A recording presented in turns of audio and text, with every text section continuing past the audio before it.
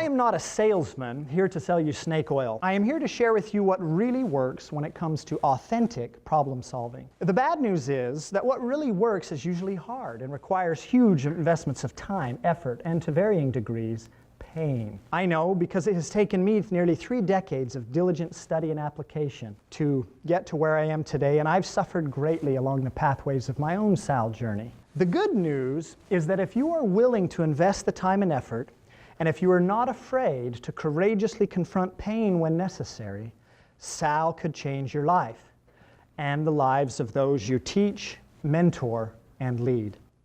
Such changes will lead to extraordinary increases in the productivity, efficiency, and effectiveness of everyone touched by the principles. Once again, I know this because SAL has led to these things in my own life.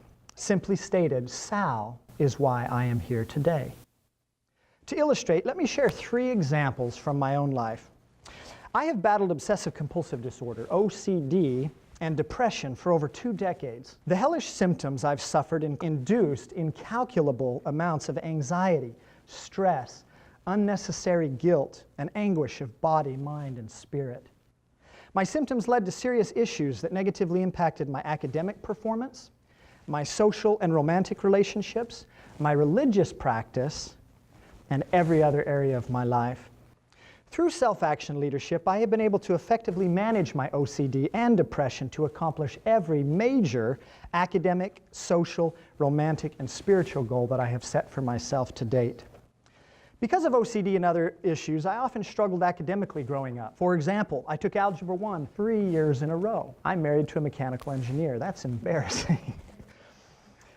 I failed to break a 3.0 GPA in high school, scored very average on my college entrance exam, and was rejected by the university to which I applied.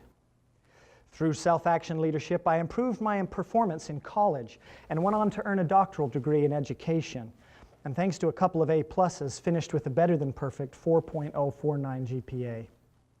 And to make up for my algebra deficiencies, I married an attractive mechanical engineer, as I mentioned, who received a perfect score on the math portion of her SAT, and whose favorite high school course was, and I kid you not, Algebra 1. At least our kids will have a genetic chance when it comes to math and science. And better yet, I won't have to help them with their algebra homework. Number 2, OCD and depression also negatively impacted my social life and romantic interests. Over the course of my dating experiences, I was rejected 130 times by 80 different women. Now, I recognize these disjointed numbers may make me sound even worse at math than I've already alluded to, but there is an explanation. You see, some of the women rejected me more than once. A couple of women rejected me nearly 20 times between the 2 of them, and despite my persistence, I never convinced either one of them to be my girlfriend.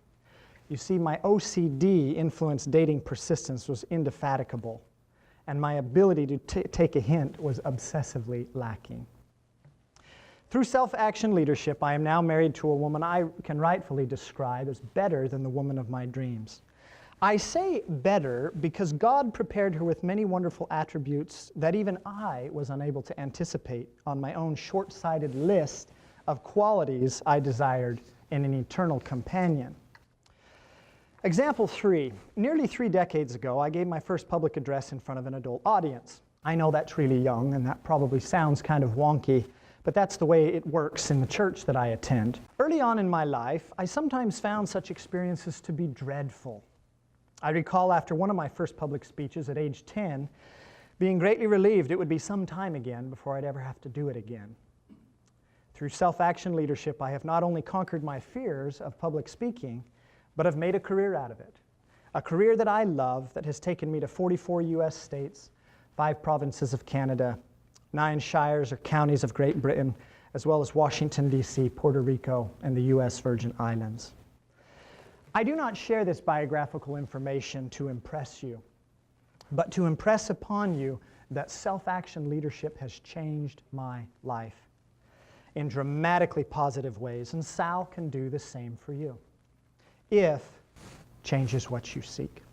Self-action leadership holds the power to transform entire cultures by restoring the virtues of hard work, integrity, self-reliance, and trained capacity into the American workforce, American schools, American communities, American homes, and ultimately into the minds of every American who is willing to cultivate a desire to plan, a willingness to work and persist, and exercise self-discipline.